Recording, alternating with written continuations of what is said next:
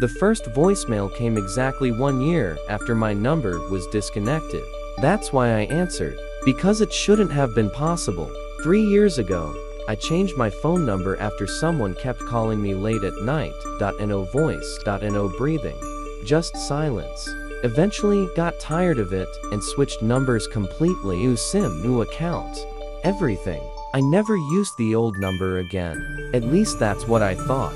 Last Thursday, phone rang at 11:43 p.m. known number. I almost ignored it, but something about it felt familiar. I answered.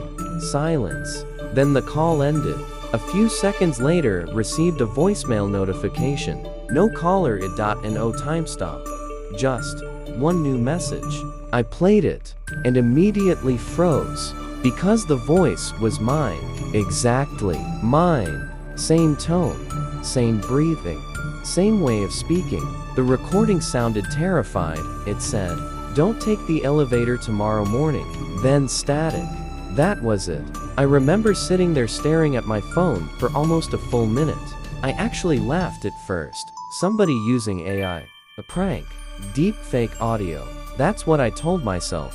The next morning, I almost forgot about it completely, until I reached the elevator in my apartment building. My hand touched the button. Then I remembered the voicemail. I hesitated, and decided to take the stairs instead. At exactly 8:17 am, I heard screaming echo through the building. The elevator cable snapped.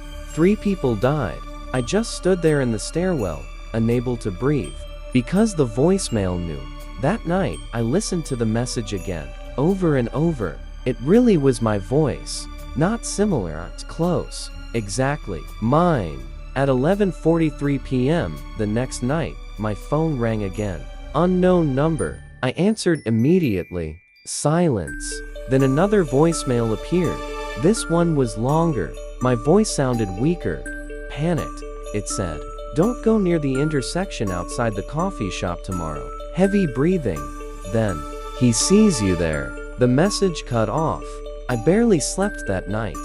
The next afternoon, intentionally avoided that street.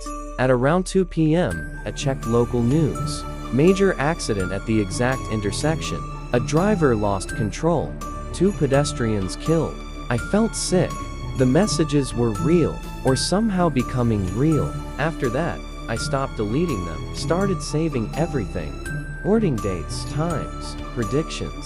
Every voicemail came at exactly 11:43 p.m. Every message warned me about something happening the next day, and every warning was correct. At first, they saved me from small things. A gas leak in my building, a subway fight, a collapsing street sign. Then the messages changed. They became more personal, more afraid.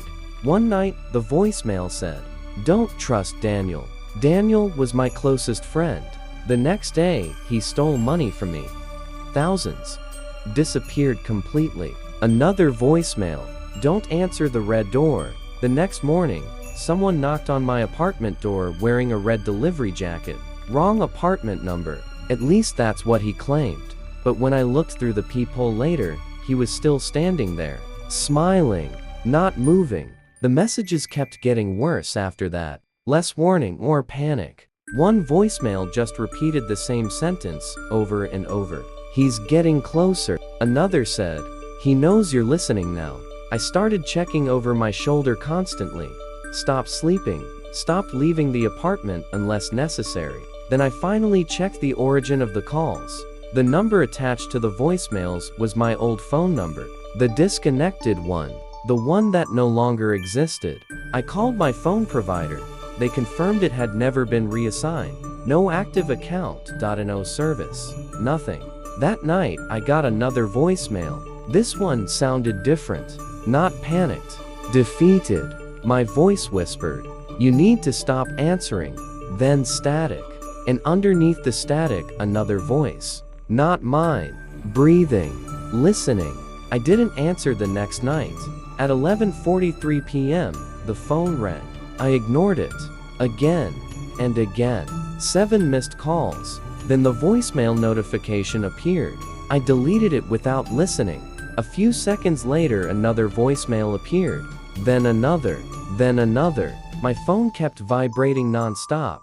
voicemails filling the screen faster than I could delete them. Finally, I listened to one. My voice was screaming, not talking, screaming, "Don't let him inside." Then the recording changed. I could hear footsteps, slow, heavy, coming closer. Then my own voice whispered, "He's already in the apartment."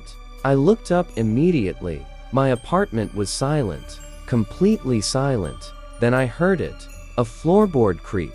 From the hallway, I grabbed my phone, flashlight, and stepped toward the bedroom door slowly. Another voicemail arrived while I was walking. I played it without thinking. My voice whispered, "Don't look down." I froze.